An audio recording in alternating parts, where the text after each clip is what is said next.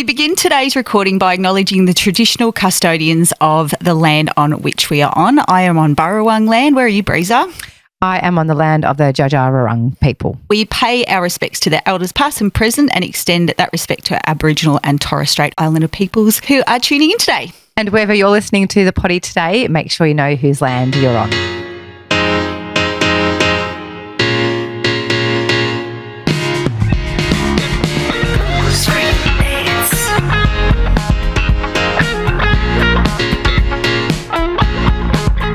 Join us each week for some booze-free banter about life without booze. If you're entertaining cutting back your booze by a day, a week, a month, or for the rest of your life, we would love for you to tune in. Buckle up and come along for a ride that may just change your life. Just a heads up, some of the conversations we have may be triggering.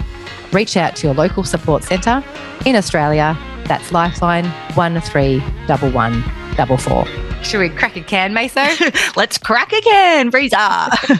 I'm actually on the long necks today. The long neck.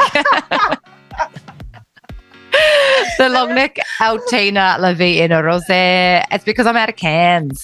Crack a can. I know. On the long, reminds me of Cooper Chapman when he was 14 on the long necks on the Aussie circuits. Pro surfer, sorry. I'm on the can Sangria. Oh, nice. Very nice. And we have a discount code for our listeners. What is it, Meso? BFB10 will get you 10% off the Altina range. Visit www.altinadrinks.com. We love you, Altina. Thank you, Altina. Meso. Breeza. G'day. G'day, mate. How are you? I'm great. How are you? Yes, I'm so good as well. Talk to me. Oh, lots has been happening. Yes. Which we've actually got some of it, which I'll cover in this episode. So I feel like I don't want to do a spoiler alert. But yeah, all ticking along nicely. Yes. As we're recording this, actually, it's just before the big rains are going to be hitting Victoria. So I'm thinking of all those towns that are going to go under and people that will, essentially lose property. There's some pretty heavy warnings out there at the moment. So my future self, is saying that I hope everyone's safe and all good. Batten down the hatches. Hope your socks and knickers keep dry. Yeah, the poor buggers. That's rough. Yeah, Feel rough. tough times. Yeah, stay safe, people. What about you, Meso? Yeah, well, I'm excited for what's coming up in a couple of weeks. I know, right? Yes, let's talk about it. Let's That's my talk week. about I've it. been real up and about. Our friend Noddy, Anthony Hammond of the Vic Hotel and the Builders Arms, is putting on the Pub with No Booze, 29th of October. 29th of October, yep, at the Vic Hotel. Yep. In Footscray. 2 p.m. 2 p.m. Tickets can be found if you head to, well, let's talk about it first, Meso. Let's talk about what's happening. You go. You're the master of all.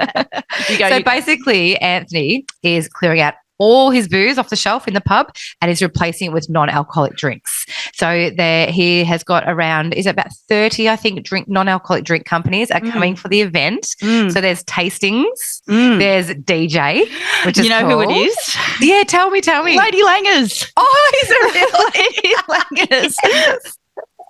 That is brilliant. Yes, one of our avid listeners. We love her so much. So she's guest DJing, and there's another one actually. Noddy told me yesterday, but we'll keep you posted next ep about that. So pumped for that. So, and there's an outdoor barbecue. We're just taking over the whole pub. And drum roll, please. Guess who's making a special appearance, Meso? Tell me, Breeza, who? So we have been fortunate enough to be asked along to the event to record a live Booze Free Bants session with a bit of a twist, which we'll talk about. And we're also going to be doing a Vox Pop around the pub and just asking people. They're getting some content and videography. So we're just going to be having a chat to people. But our collaboration with Heaps Normal is you do want to say, Meso? The Truth Booth. The Truth Booth. So it's called the Heaps Normal Truth Booth with Booze Free Bants. And we are just going to be pulling people in to tell us about their normal. What's your normal when it comes to booze? Yeah, what's your why, all that sort of jazz. So we can't wait to see all your punters there. Yeah. Tickets are already selling. Yes, they're on hot cakes, so get on it. They are going like hotcakes. If you jump over to Pub with No Booze, all one word, on Instagram, there's a link on their bio which will send you to Eventbrite. Eventbrite, or you could just go to Eventbrite and search up Pub with No Booze. Tickets are 48 bucks. Thank you, Mason. 48 bucks. Or you can whiz into our bio as well. The link's in our bio too. Booze Free Bants. Yes, great call, Maso. So it's going to be an up and about kind of day, 29th of October. It's a Saturday. And it won't be the last one. This is the start of many big things to come. So get on it. Be a part of the inaugural. Yeah, the real OGs. We'll see you there. Can't wait. So let's get into confession session, shall we? We shall. Let's do it. Confession session. It's time to play. Where you tell us what you I feel like I'm going to handball to you, Maso. Do you know why? To go. Tell me why. Because I feel like this whole episode will be a confession session for me.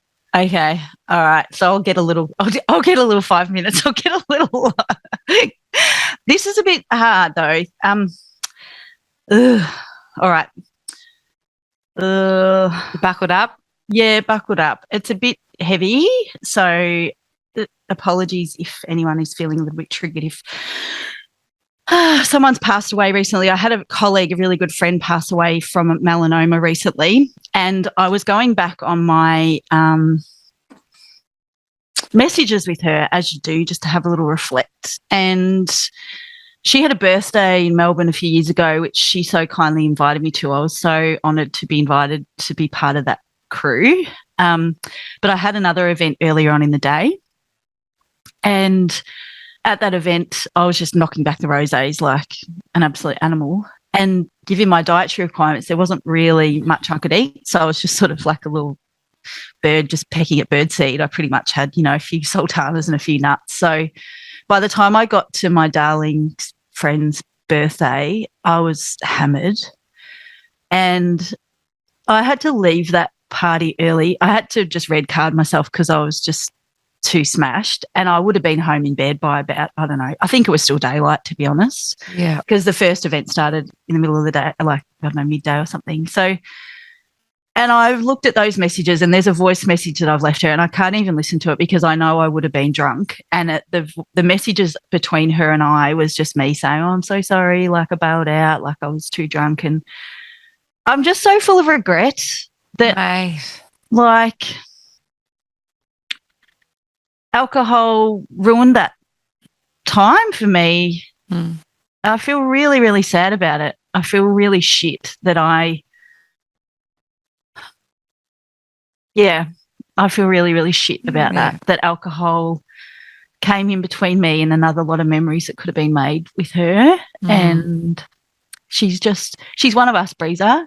She's an absolute firecracker. You would have loved her. She snorted when she laughed too. Oh, bless her. So rest in peace, Fleur McDonald. You will be so missed, my love. And I'm just so sorry that alcohol came in between, a lot of memories, which I'm sure it has for a lot of people, but it won't happen again. And yeah, I feel real shit about it. Maso, thank you for sharing. I can see that that's been difficult to share, and I reckon that's going to bring up some memories for other people. Yep. I have. Actually, Cooper spoke about it the other day. Like he actually said, if I'm going to put a positive spin on this one, Maso, he said, alcohol has brought him so many good memories. Yeah. Dura spoke about that too. Yeah, Dura spoke about that. So, I know that incident was one you did forget probably, but think of all the other good times. Yeah. Think of all those special moments you had you had together. Yeah, that's true. It is true. But yeah, just I was talking to a friend yesterday about the shame that we have with alcohol and what we've done in our lives and the forgiving ourselves for shit things that we've done anyway. It's super important. It's a heavy one. It's a heavy one, and it is, but thank you for sharing, Maso, because I see that was difficult. So, rest in peace, Fleur. She sounds like she was an absolute ripper. Yeah, she really was. You would have loved her. Anyway, thank you. We love you, Fleur. We miss you. So let's lift the mood a little bit, Maso. Yeah, you turn it on its head. Always. Mate, I'm all or nothing. You know how it rolls. I know. That's all about you. So are you happy for me to introduce today's topic? Yep. It's yours. The floor's yours, my love. We were actually grappling. Well, first of all, let me just take you back because I was actually really torn as to whether we should talk about this. And yes, I'm glad we are. Yes. So today we are talking about, and we still don't know what to call it as we're recording this. So I don't know what we're going to come up with. But basically, in a nutshell, we are talking about relapse. We're talking about dipping your toe back in the water, but we're talking about it in a lighter way. Mesa, you use this unreal analogy. What is it? I've always said, like on LISC, I use it as, you know how people talk about falling off the wagon? Yeah. And that comes with so much shame and guilt. Again, I've fallen off the wagon or I'll get back on the wagon. But I love this quote, and I use it a lot on LISC, is what if there was no wagon to fall off? Unreal. There's no wagon to fall off. Love this that. is just life. We're just constantly up and down, in and out, ebbs and flows. And I think if we let go of that inverted commas wagon, we can release ourselves of that guilt. We're never going to get it right every time. We're constantly learning and growing. And as Cooper said, we don't go through life, we grow through life. We're humans. That's it. And we're always always go back testing the boundaries and pushing the boundaries and trying things and seeing if that works. Okay, that didn't work. I won't do that again, but I'll probably do it a few more times just to make sure. And it's okay. No one died. We always go back to Andy from Etch, and she always says it's, when Jace if he had a relapse, it was always a learning. She'd always looked at it as a learning. Yeah. And I really love that positive spin. So boys and girls, you're in the classroom today with Breeza Meso. We're all going to go on a little bit of a learning journey. The long and short of it is I had a drink. No, I went back to drinking. Okay.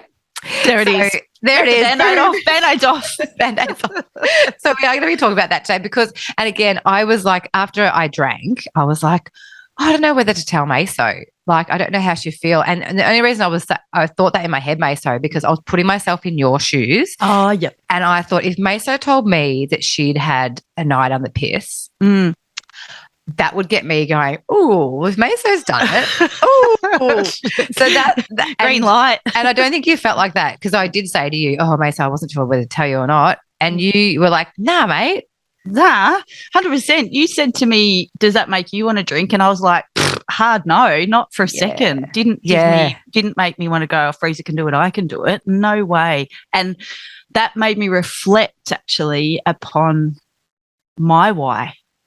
Doug, we can circle back on that, but it really did make me dig a bit deeper on my why. I've made a note for that. Circle back on my why. That might be a whole other episode, actually. I know, right? Right. But afterwards, it was interesting. Yeah. Afterwards, when I'd spoken to you and I was like, and then I said to you, I'm not sure if I'm just ready. I'm not sure I'm ready to talk about the podcast yet. And then I was like, you're making a big deal out of it, Breeza. Like, seriously, talk about it's nothing. Like, I'm not ashamed. I've got nothing to hide. Good. Yeah. So I'm like, why? I was making a little bit of a big deal out of it in my head. And then I'm like, throw it in the bin. Let's talk about it. Let's talk about this is normal. This is life. Let's unpack it. So exactly. Let's do it. Interesting point about your why, because I'm interested to hear about that. So I'll bring up my why as the story goes on, Meso. So you can chime in. Chime in. But do you want me to sort of unpack how it all rolled out? Yep, the floor's yours. I'll chime in and ask questions and probe when required. Okay. Probe. I love a good probe. So this was a few months ago. I can't remember. I was trying to remember in the shower this morning. Anyway, it was a couple of months ago, and I went to Sydney with my partner, and I said to him, I think I might drink in Sydney. And there was I feel like there wasn't a reason behind it. I was just like, I just feel like getting a bit loose. That was all it was. I'm out of town. I'm in Sydney. I hadn't been to Sydney for goodness, like about 20 years. I'm like, I just feel like tying one on, or maybe not tying one on, just having a drink and seeing what happens.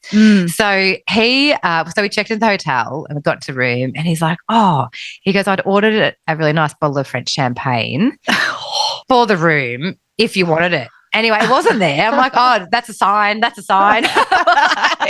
Universe is telling me something. Anyway, so he'd already paid for it, but we ended up going. We went into the opera bar, and funny story actually. So I went to the opera bar, and they had Yes You Can on the menu. So I'm like, ripper. Yeah, So I was like, I was really feeling like a Aperol, like the spritz. So I said to the waitress, I think you have to order on like the table service and stuff. So I ordered Aperol spritz, and then she came to the table and she had a Yes You Can G&T. And I was like, oh no, I ordered the spritz. And she goes, oh, this one's practically the same.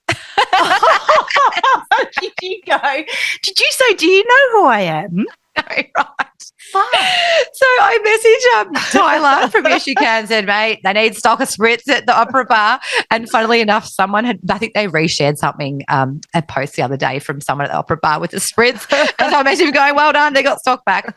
Anyway, so that was all good. That was all good. So had the AF. So there's lots of AFs there, which is unreal. Unreal. Yeah. And then we had a friend come along and he met up with us, and then the guys were drinking red wine, and then I was like, you know what, I'm going to have a glass of bubbles. It's $25, mind you, because he was like, I'll get you a drink. I'm like, oh, this one, but it's so expensive. It's like, that's fine. So I had a glass of bubbles, and I didn't I drank it so slow, Meso. Oh, what's this? Who did? I know. I could really taste the ethanol. Oh. I don't know. Like, it was a nice glass of Verve. I could just taste, it just didn't taste, my taste buds had changed. So I sat on that, but it went to my head a little bit. So that was fine. Woozy. I was like, yep, that's all good. And then we had a really late booking for dinner. So it was like a 9:30 booking. Actually, Loz from Smug told me to go to this restaurant, the Gidley in Sydney. Okay. And it's almost like a speakeasy bar because it's so bloody hard to find. And after we'd been, I messaged her going, oh, it was a really nice dinner. It was so hard to find. She goes, oh, yeah, I should have told you where it was, because we would go up and down the street. It was like down this little basement bar. Anyway, got there. So it was a beautiful steak restaurant. Got there, had heaps normal. They had that on the menu. Awesome. And they take your phones away. Yeah.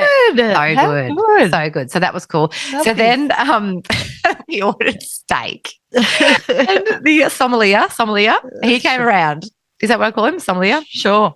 You know? No. The wine man. I don't know what the wine man's called. The wine man. I've got that wrong. Sommelier. I feel like it's sommelier. Okay. He goes around and says, you know, what can I help you with the drinks menu? Yeah. Sorry, listeners, if I've butchered that. But so he came over, Sorry, right? I can't help you with it. He came over and he goes, so what do you normally drink? And I go, well, I haven't drank for 14 months.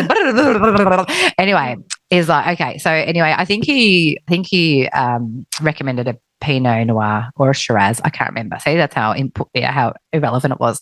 Anyway, steak came out, yum, yum, yum, beautiful, beautiful. Wine came out, and the first sip was nice. First it was like, oh, that's quite nice. Yeah. But May, so I didn't finish it. I shit you not. What do you mean? The further I got down in the glass, the more ethanol-y it tasted. Wow. Yeah. Wow. I know, normally I loved Shiraz, loved Pinot Noir, but I reckon it must have been a Shiraz I had. And I was like, oh my God, my taste buds have changed that much. I'm like, give me like the AF red wine. This is I would never leave. I remember if I used to see anyone leaving half their drink on the table for the leave, I'd want to finish it. Drink up. Yeah. You're leaving results behind. Yeah. Yes. So keen to know with you, Meso, when you went back to drinking the first or second time. Yep. Did you notice, or were you observing? Because I was probably more aware as well. Yeah. I wasn't just going, I'm going to get shit-faced. Did you notice anything with your taste buds with any drinks? I wish I had have taken more note. The one thing that I remember really clearly is the thought leading up to drinking again.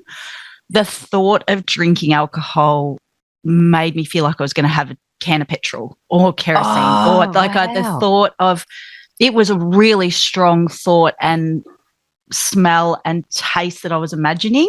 So that ethanol, which I didn't know anything about then, but I had it in my head that it was going to be like kerosene or petrol. I always used to say the thought of drinking a wine would be like having a glass of petrol.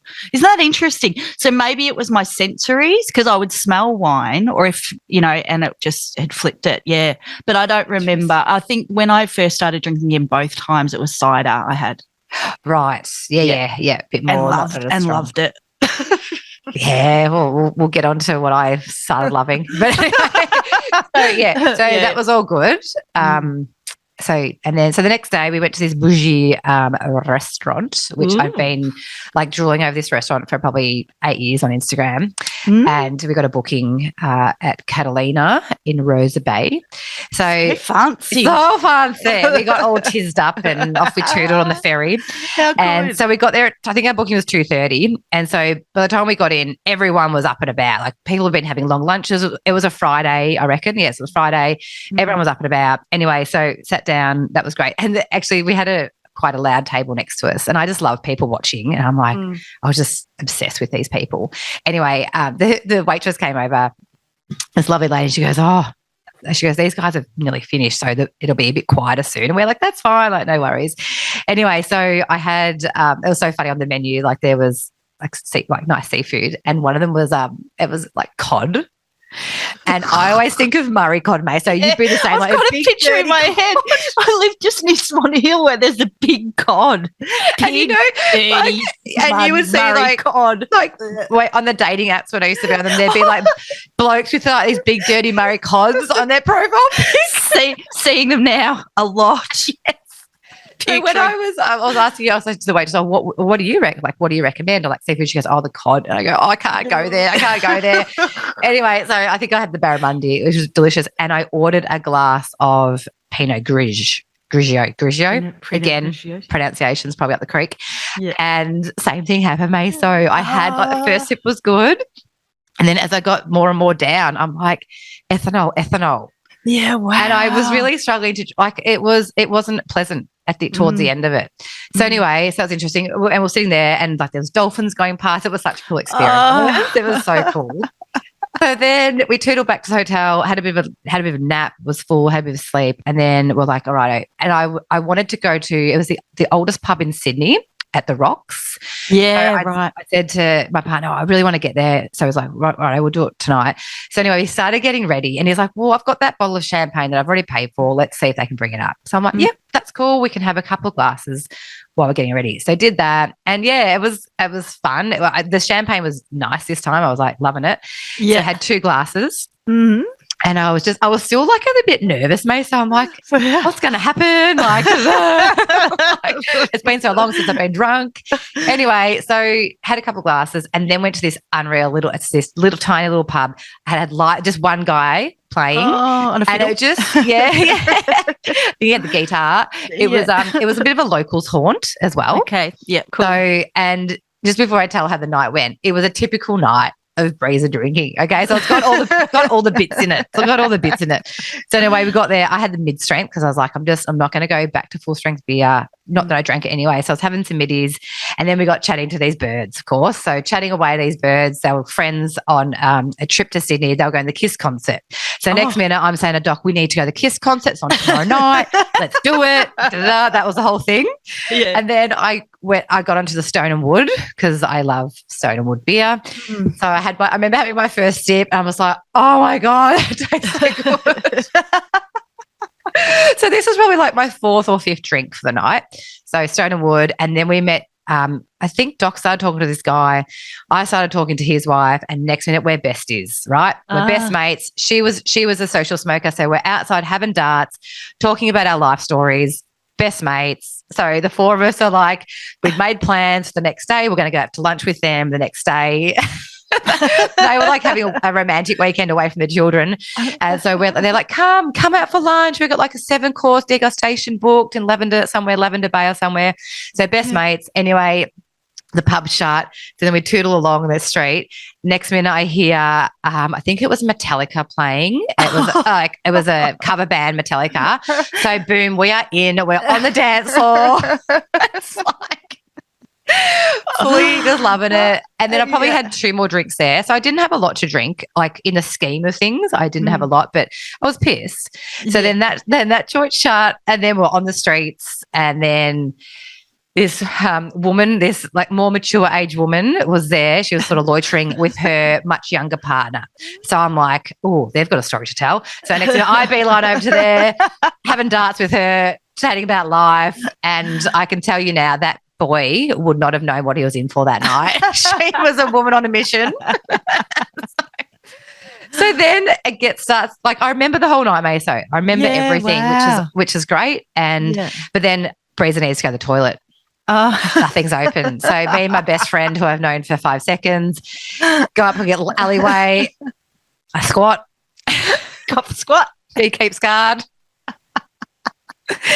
What are we keeping guard for? Seriously, though, because I know, if someone right? comes along, can you stop mid-squat? Midstream. Well, yeah. You know what I mean?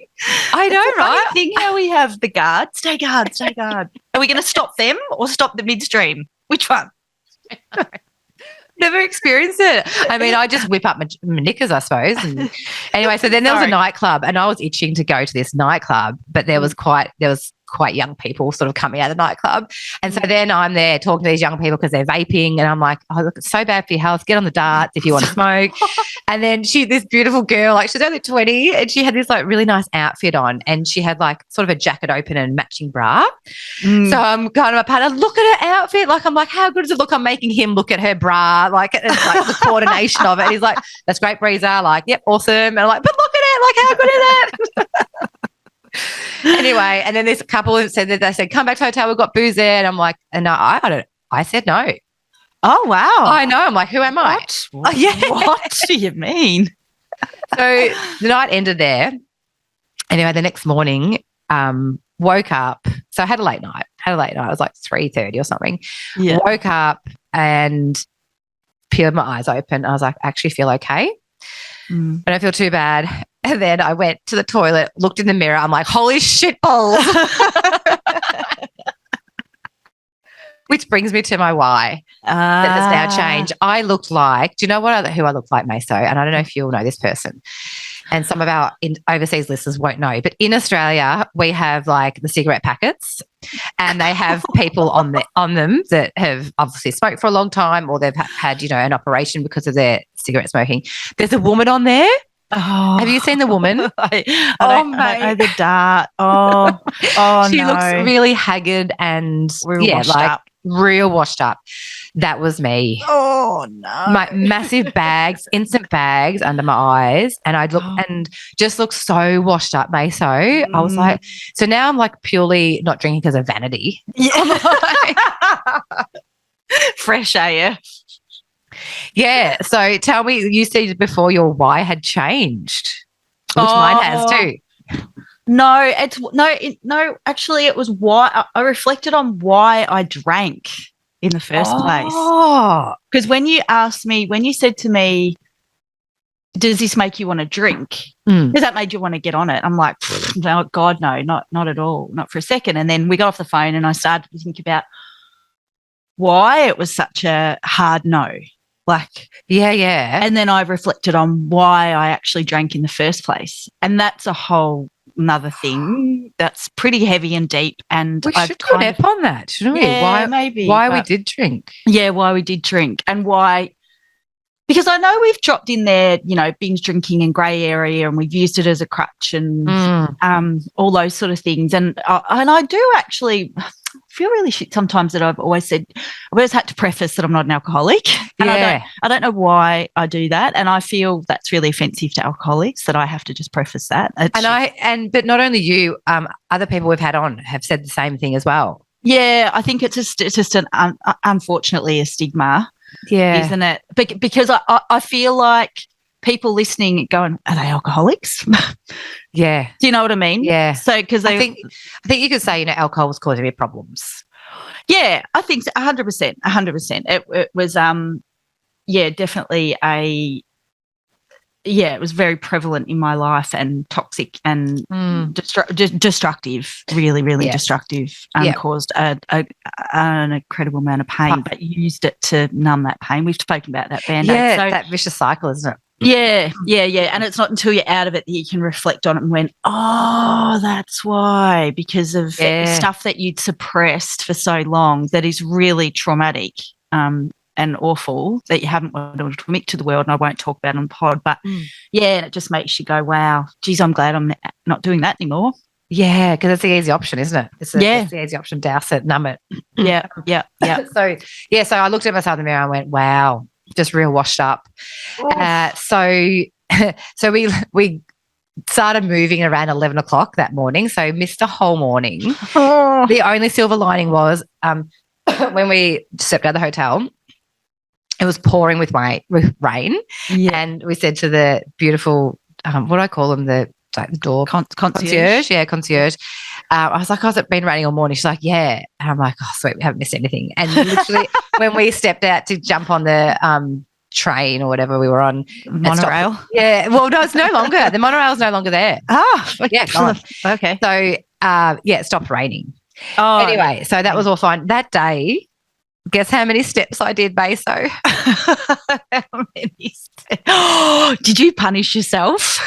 Well, we had just a massive tourist day. We did all the touristy things. I did 23,000 steps. How many is that in Ks? Because I don't step. Oh, mate, it was. Is that like 20 Ks? Circle back. No, I don't think it was that long. But we did the Gap. We did all the, we did the Sydney Harbour Bridge, not the walk, like we walk up it, but we did all that. We just did all the walking. All the walks. Went to Manly, all that. Had a massive day, and then went out for a late dinner. And then by 10:30, I guess it was about 10:30, I was like, I'm done. That's it. I'm done. And then, didn't drink for the rest of the trip. Had so many choices with alcohol-free drinks. Yeah. Heaps of liars there. Like there was always something there and a really good choice. Yeah. And so that was that. I was like, yep, had a good weekend. Didn't come back to Bendigo or, bent out of shape from the weekend. Just had a good time. But then fast forward 2 weeks later, I had probably my worst day of work ever that I can ever imagine. Oh, really? Actually ever since I've had the business, like 8 years. Worst day in terms of I'm not going to get into it, but there was just some crap that went on in the office, and that normally doesn't ever happen. So anyway, I just had a bad day, and so I went over to my partners and I said to him, I'm like, I just need a drink. Oh, and do you know what it was? I'd had a sauna that night. I went and had a sauna that afternoon, and I was driving back to his house, back to Doc's house, and I had the music up, pumping. I was just I just was in a really good mood, and I was like, I just wanted a drink. I had this massive craving, Meso, this huge craving, and Doc goes, I had AF beers there, and he goes, well, there's a bottle of wine. I said, I just want a red wine. Don't ask me why I wanted it. I think it was from this crap day. I know why I wanted it. Yeah. But I don't know why I was wanting the red wine as opposed to a beer. But anyway, yeah. He goes, there's a bottle here. Already opens half a bottle, or you help yourself to a crack open a bottle. I said, no, give me the half bottle, because if I crack open a bottle, I will drink it all. So I had 2 glasses. And I had the AF beers in between. So, that's the first time in that 14 months I've had this huge craving. And I think because the door was open. Yeah, slippery slope. And that's what I'm so mindful of. Slippery slope central. Slippery slope central. Yeah. Yeah. So, I have had, on Sunday, I had my nephew's baptism, and there was absolutely no option of an alcohol-free drink except for soft drink on the menu. And I had a glass of champagne, and I said, it's a celebration. Like if there had been AF champagne, I would have been all on it, but there was no champagne, no other option. So I had a glass of bubbles, and that was it. And I was like, I could really tie one on here, but I didn't. Well done by you, because the options there were no options, and you could have really got into it. Shit. This is huge, but it's really not that big a deal. It's not that big a deal. And I'm just so mindful that I don't want to go back to that drinking how I was. Like that's just non-negotiable. But then I'm also like, the mental gymnastics have kicked in. Do I drink for this? Do I drink for that? Do I drink for that? It's a little bit like that. So, it is probably easier to not drink. So, yeah. Wow, there's a lot there. There's a lot there. Questions. Yeah, I love that you have decided that it's not that big a deal. Like there's no shame in it. Is there? No, but you just reminded me, when I was drinking the beer at that pub, the Stone and Wood, I was thinking of the health reasons. I was like, this is it made me think of the health reasons. Like, get out of your head. Anyway, So, yeah, good. So there's no shame. No, there's not. There's actually not. There was a little bit, but no. And I love that you took note of, well, your physical appearance and how it made you feel and the first drop to the last drop, and also very aware that it could be a slippery slope, like you've now ripped the lid off it. And, yeah, the mental gymnastics. Who told us mental gymnastics? Who was that? Can't remember. But I remember my Michael Jordan quote that once you've made the decision, you never have to think about it again. So when you decide not to drink, it's just a blanket no. So you don't have to have this mental gymnastics. And now, how do you feel now going to events? Look, I think the temptation is there now because I've had a night on the piss and I did have fun, Meso. Yeah. And I woke up the next day and it was all good. Like, it was fine. But it only takes one drinking session for all that to unravel, doesn't it? Totally. You know what I mean? So I don't, I haven't, I'm just trying to think, like I'm already thinking about Christmas. Like, Christmas is coming up. There's going to be so many opportunities that will present itself for drinking there. Yeah. Yeah. So, yeah. I'll go back to you. Yeah. But no, I just know I don't want to go back to how I was drinking. I don't want to. And you know what? Where there is alcohol-free options, I have that sense of relief going, great, I can drink that. Yeah. You'll take that. We've spoken about that before. It's been a game changer for me. Yeah. But yeah, I don't know. I feel like when I drank in Sydney, it was on my own terms. Like, it was really on my own terms. Whereas when I had those glasses of wine, I probably lost control in terms of I had a craving and I caved in. That's incredible insight. Yes, that play it forward, asking yourself why you're drinking. Like, Sydney, you're away with your partner, you weren't in your hometown. It was a good opportunity to experiment. Like an animal that's been let out of a cage. You're not going to run into anyone. You can just get a bit loose and leery and not be worried. Like, and I get that. Like, I understand it's something my ex and I used to do. Was we had the best time running amok, like, on the booze at, the bet. Like, it was just the funnest ever. And I'm sure that's the same for you and your partner as well. Like, and it's probably something in your relationship you miss a little bit. Yeah, we have spoken about that before. Yep, we do miss those just random. Oh, let's go to a winery, or let's go just to being rat bags. Yep. Yeah. So that's one thing, but I think that's really interesting that you've taken check, and like you now, did you play it forward? How did we talk about playing the take forward in either of those occasions? No, I didn't for Sydney because I was like, gave myself permission to do it. Yeah. And I think I was still subconsciously so aware, like I didn't black out. Like I was even counting my drinks, May. So like I knew exactly how many drinks I had. Like I've never ever done that ever. 42 years on this planet. Couldn't tell you how many drinks I used to have. Could you? Oh, mate, no. Like when people say I drank a lot, I had 7 drinks, I'm like, I probably had 77. I wouldn't even know. Like, lost count. Wouldn't even count. Nah.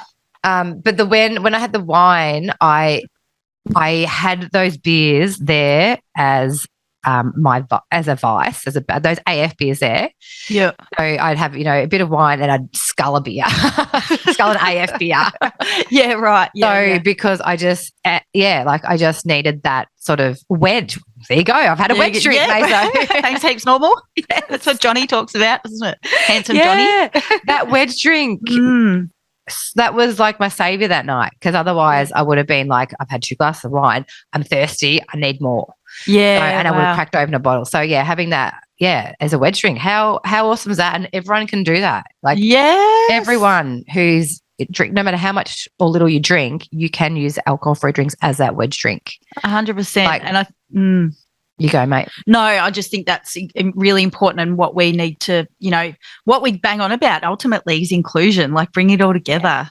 Like really, we're the minority. Like I was talking to a friend the other day, like sobriety, we are the minority in this alcohol-free space.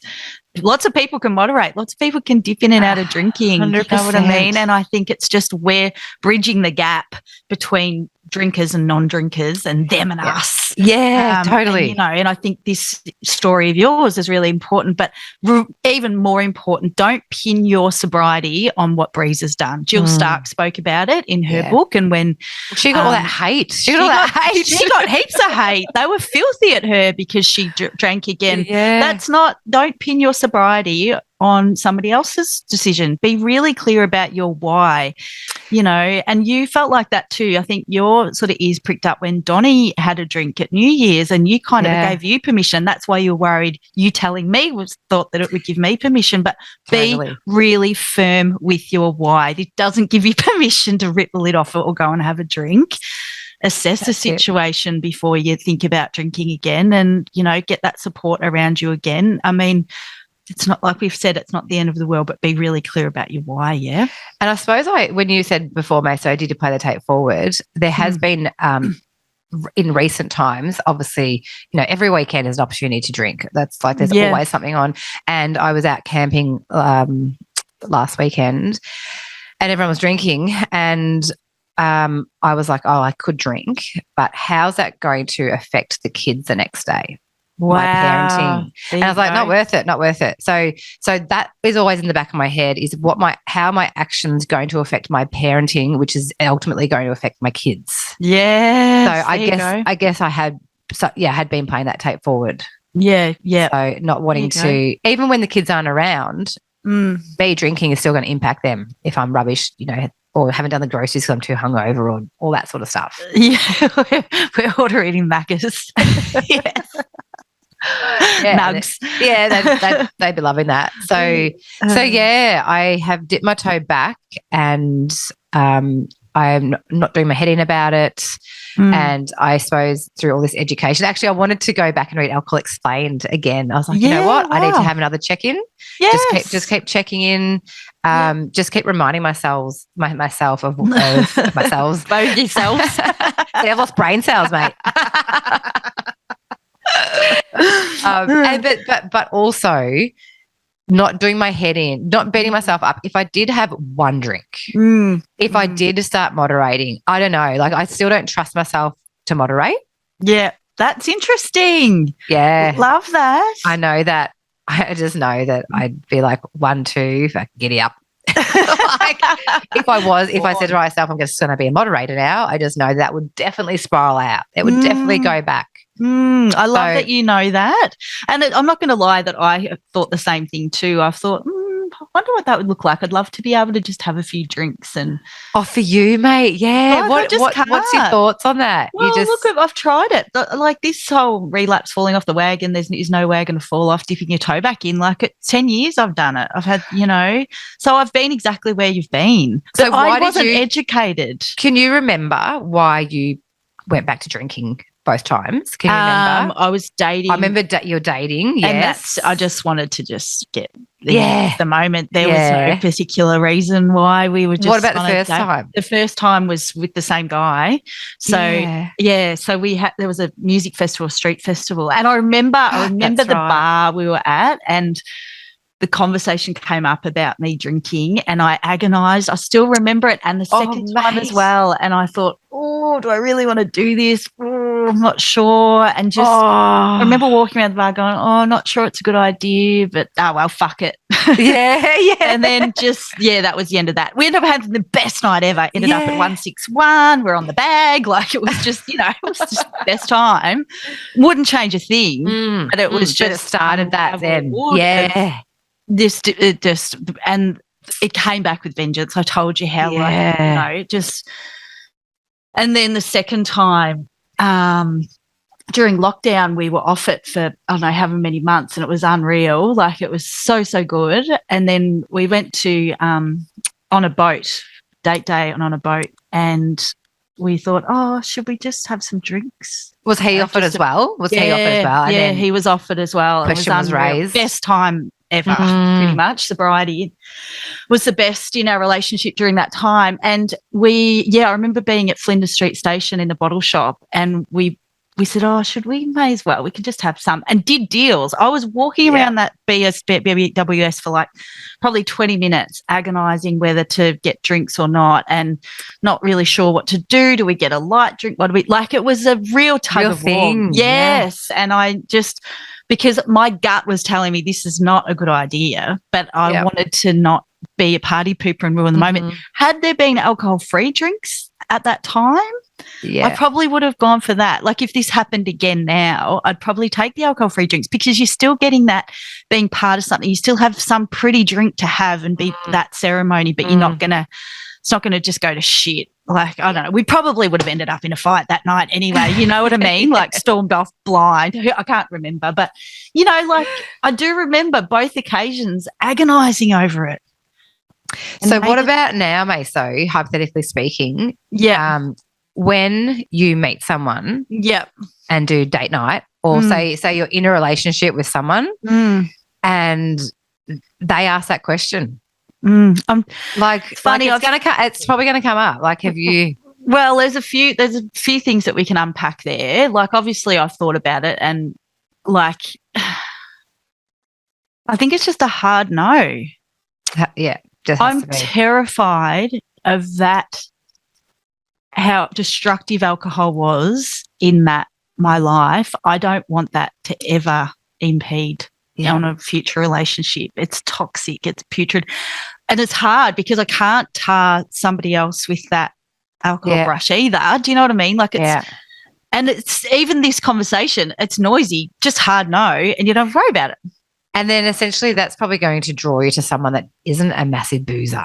Yeah. Like, I don't think you could be. I don't want to be. No, I don't want to be with someone where alcohol is so prevalent. And, you know, I think it's hard because when you start dating someone and it starts at wineries or alcohol is so, how do you, I remember that being with my ex is, what do we do? What do we do with dates? Yeah. We're not drinking. What does that look like? I have no experience in that. You know? Sammy from Sober Mates, we'll have to get Sammy to coach you. Yeah, well, but you know, I mean, like, so you're having fun, like you're doing stuff, stuff, like you're having a ball. You're the sort of person that will just do anything, like, you know, try something new, go on an adventure, you do something that would replace the activity. Like, you're going to sit around in a pub, drink, or you're going to go out and do fun shit. Yes, so much fun shit. Like, I'm already doing fun shit on my own anyway, and it's funny. Like, okay. Just a little. I obviously have been talking to a few blokes on the dating sites, and I have had thought, if we were to get together, or if I was to go to their place, then come to my house, I think we've spoken about it before, that I would be straight up and tell them that I don't drink. Yeah. I don't think I would now. I think I would just rock over with my alcohol-free drinks and even have the conversation. Love that. You know what I mean? They just think I'm drinking. Yes. You know? Yes.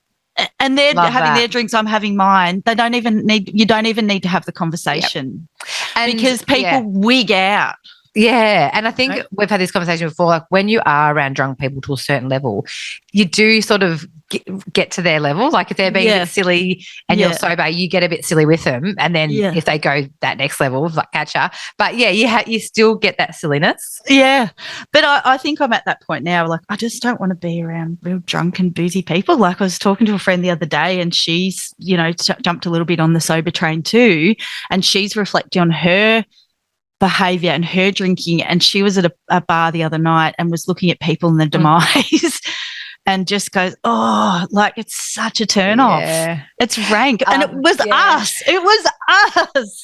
So when I was in Sydney, I was obviously didn't black out, and I almost this is going to sound really shit, but I had it was almost like an out-of-body experience because I was dancing, and in my head I'm going, if you were sober right now, you wouldn't be doing this. And then like I was being a bit silly and I was like making friends on the dance floor and they were making friends and saying, I remember this girl's like, I love your jacket. I'm like, thanks.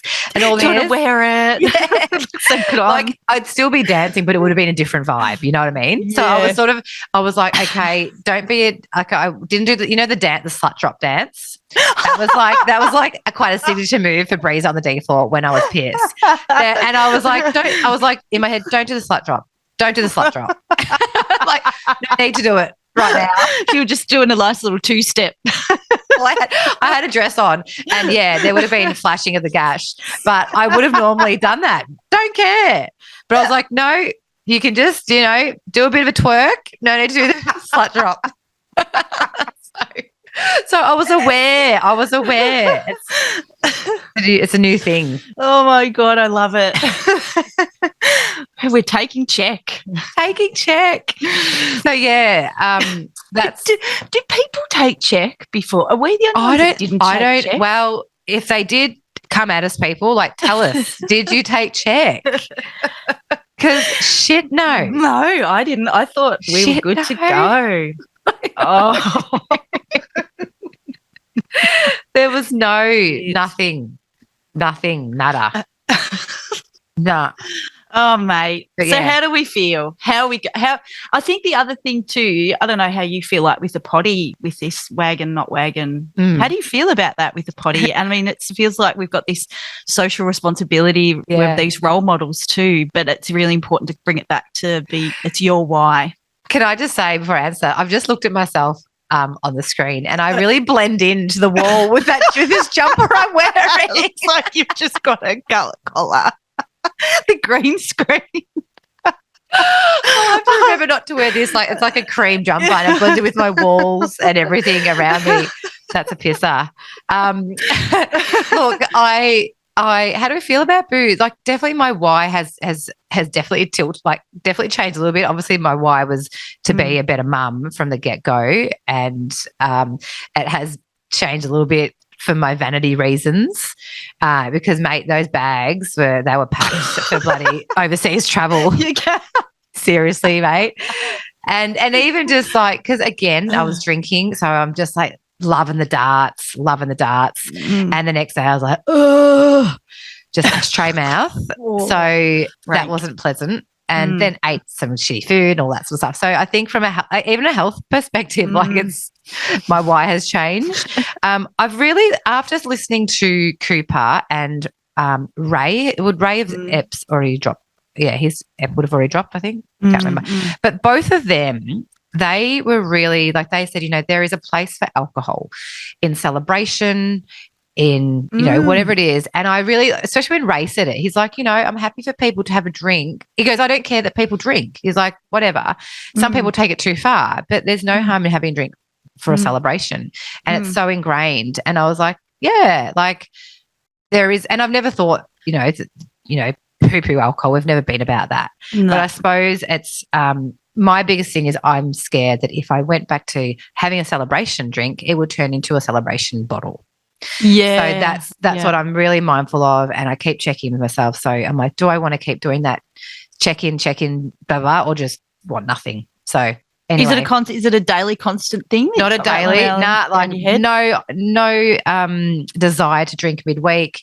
If there is any desire, I grab my alcohol-free drinks. Yeah. Like there's no desire. Even last night I was like, I just had a bit of a moody day and there was a Monday distillery in the fridge. I'm like, love that. Grab that. So yeah, no desire to drink midweek or to drink to numb.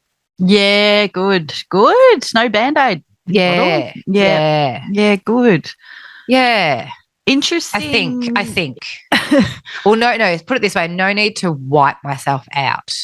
Yep. To numb. Yeah, right. That's so good. What interesting insight and introspection. It's going to be a really interesting little journey. Well, you always said, Breeza, like you'd always said, like Cooper had, you were having 12 months off it. You'd always said you were going to drink again. Yeah, well, I never said I wasn't never going to drink again, I suppose. Yeah. And we've both said that because I've said that in the past, like, and it had that go 10 years ago. I was like, when I was on Pink Cloud and full of clarity, I was like, I'm never drinking again. Woohoo, Well done me. That's okay. It's all learning. Yeah, it is. It's all learning. Yeah. It's all learning. Yeah. So, I hope people who listen to this don't go out and get shit-faced. No, I just... yeah, we haven't just given you a green light. Yeah, I hope that my story doesn't influence your story in terms of if you've been white knuckly and go, oh shit, well, Breeza's had, ripped the lid off it, then maybe I will. I just stick in your own lane and just keep questioning. Keep questioning. 100%. Keep questioning. Go back to your why. And I like what you said about how you were going to go back and read Willie P's book. Yeah. Because we need to hear things 7 times before it gets through. So just because you've heard stuff once, and then sometimes you kind of get a bit done with quick lit, don't you? You kind of go, oh, I can't listen to another bloody sober podcast. Go back and re-listen if you need a little jig up. And it's like our friends have done the same thing. They're like, nah, can't listen, but then just need a little hit. Yeah, get back around it. Bring your support back in. Yes. Lean into those groups. Write your journals. Go back to your why. Remind yourself why. And do you know what? Actually, Katie Minogue, God bless her, she dropped a little. Remember the other day she was talking about. My why or our whys used to be, I'm giving up the drink because of shame and guilt, and I don't want to feel hungover, and I'm shit around the kids, or just a messy bitch, and da da da da da. When you move into so far along sobriety, you get to the point. So that's all really dark stuff, isn't it? Dark and heavy stuff. When you get through sobriety to a point that you don't want to give up feeling fresh, feeling up and about. You don't want to give up your days and your early mornings and good sleep and good skin. Do you know what I mean? Totally. And they're really light things, aren't they? She explains it so beautifully. She does with her fancy language. Got the best vocabulary. Yeah, ever. But don't you reckon that really hit me? I'm like, it really goes from that dark shame into this really light stuff. That you don't want to give up that stuff. So go back to those whys. Yeah. Thank you for listening to that one, Meso. Thanks for sharing, Breeza. I know that you'd grappled with it a little bit, but thanks for sharing, because it will help others, and just to release the shame, because there's nothing to be ashamed of. Like we said, alcohol is one of the most addictive substances and marketed to us, and it's not easy. We're up against it. Yeah, we are up against it. Yep. So well done, proud of you. Thank you. Phone fucking with the PH, so we don't give an F with the call or text. Phone fucking with the PH, give him a ring, check and roll the decks. What have you got today, Meso? Oh, we got this doozy from a listener. But thank you so much for sending this. She said,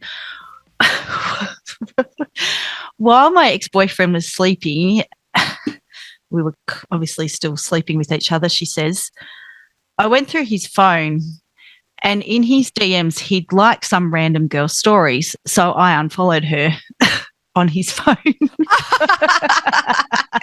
Yes. She said I wouldn't have done that sober. I love that. I bloody love that. Snooping through phones, I suppose. Well, it's her ex technically, so it's not like it's her current partner. So permission to snoop if it's your ex. Oh, that's gold. I love it. Love it. It's time for the recommendation of the week. What do you got, Breeza? Oh, I had, I think I had more than what I've written down, but we are in podcast world today, and 2 podcasts that I listen to every week, obviously ours, but 2 other ones is the first one, and we do talk about this often on the potty, is the Imperfects. Yes. This gets better and better. Ever. Like when I think, oh my God, that episode was amazing, boom, another one will come in. Like they're just unreal. I just love all of them. So Imperfects is a must every Monday. I think they drop an ep. And then my other new one, which is I think there's only 8 episodes. It's a fairly new one. I don't know if you listen to it, May. So it's called Sports Bazaar. You sent it to me. Oh, did I? He's around it. Yeah. Go. So this is 2 Australian guys for our international listeners, Titus O'Reilly and Mick Malloy, both like mad footy. There's nothing about sport that Titus O'Reilly does not know. He's a genius. And Mick Malloy is just an absolute classic of a dude. Funny Aussie. So they share each week on a Monday, again, they drop a bizarre story that's sports related. And my goodness, just like, I've had tears of laughter And so I put funny. I put so many people onto it. So a nice, lighthearted one. Imperfects is just a good educational self-help one. Yeah. Do you know, actually, I was talking to a friend about that the other day of how guys that are vulnerable are hot. Yep. Love that. Gone are guys that are shutting down and suppressing their feelings. Let's just let it out and talk about our stuff. That's the shit. Yeah, we're here for that. Yeah. Put that in Tinder profile, boys. I'm vulnerable. I am vulnerable. I'm vulnerable. You get bloody swipes left, right, and centre. And stop posting fish. No fish. No tats either. Like, we don't want to see your arm tat. Or maybe girls do. I don't know. They probably do, but keep your clothes on. Don't hold a gun. Don't be in front of a car. No dead fish. Or the lion, the tiger, Thailand. Or being in a suit, like a mad fancy dress suit, like, I don't know, Gumby or something. Don't do that. Bathroom selfies. Oh. Seriously. It's a whole situation. Okay, mine is following on with my sort of confession session. So, and I have said this before, but I want you, when you get off this podcast, go and text that friend, go and message that friend, somebody that you have been thinking of for so long and you've thought, must catch up. Go and do that. I can't stress that enough, to message your friend that you've been meaning to catch up with for ages, because don't be like me who regrets that. Also, because you had two, I get two. Go for it. One theme though. I had one theme. Okay. Well, I'm kidding. Go. I'm not going to rain your parade. Come on, give it to us. Right. If you have a healthy, strong body, you have a perfect body. Oh, you quote do. Of the app. Quote of the app. So I'm going to have a shameless plug here. _official over my body positivity, body neutrality page. I had a bit of quite a heavy, deep conversation about, obviously, my friend Fleur had passed away of melanoma. You know, I can't stress that enough. Let's stop sooking about cellulite and just appreciate if your body is healthy, it is strong and it is perfect exactly the way it is. Stop putting poison in it. Just appreciate it for movement. Just stop for a second and just give thanks to your body for getting you through the life that you've brought you as far as it has so far. Lots of people don't make it this far, and just thank it for getting you out of bed in the morning, getting you off the toilet, getting your cup of tea.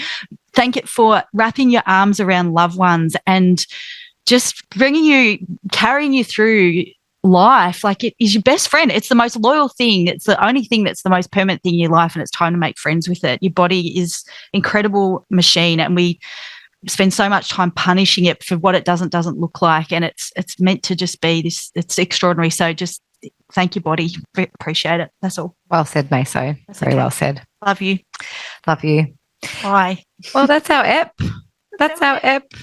You did really good, Breeza. I know that was a toughie. You did good. I feel good. It's all learnings. Yeah, we all learn from everyone's experiences, and absolutely. Yeah. So don't forget to give us 5 stars. Yeah, give us 5 stars. We never ask, do we? We never ask. No. So people, please, please. Now, I was just going to say, next week, when are we dropping this? I feel, So next week, oh my God, we've got a 2-parter.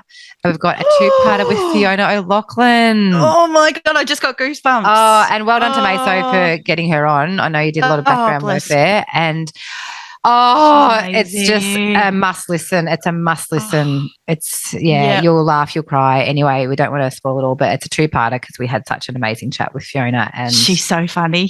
Oh, God, she's funny. She's a hoot. She's a hoot, but she's amazing. We love her. We love you, Fiona. So thanks to her and Nikki for sorting that out. So, we're very lucky. Leave us a review. 5 stars.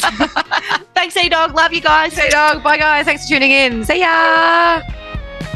This podcast is proudly produced by our audio engineer, music extraordinaire, Eric Ladd. We love you, Eric.